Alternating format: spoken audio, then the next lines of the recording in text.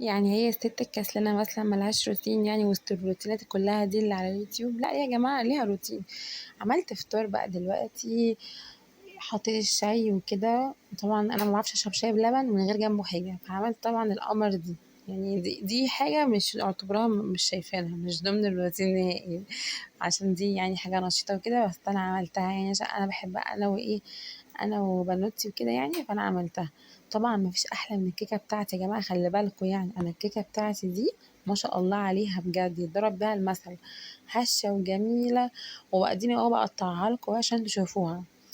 بصوا بقطعها بقى طبعا يعني الكيك يعني الشاي بلبن، يعني انا ما بعرفش اشرب شاي بلبن غير جنبه حاجه بقى، احط بقى جنبه بقى بسكوت لوكس، بقسماط بالسمسم، او اي حاجه بحطها جنبه بصراحه بتبقى جنبه. انا بحب اسقي الشاي، يعني انا ما بشربش شاي بلبن ما اعرفش. بصوا بقى انا طالعه لكم بالسكينه، بس هي تطلع مقطوعه شويه عشان هي انا طالعاها بالسكينه مش بالمعلقه، انا كسلت اجيب معلقه يعني وكده، فاهمين؟ فقطعتها بس هشه ازاي بس. طبعا بقى الغدا طبعا يعني زي ما انتم شايفين كده حواوشي صدق، مفيش اسهل ولا اسرع من كده طبعا. روتين سهل قوي.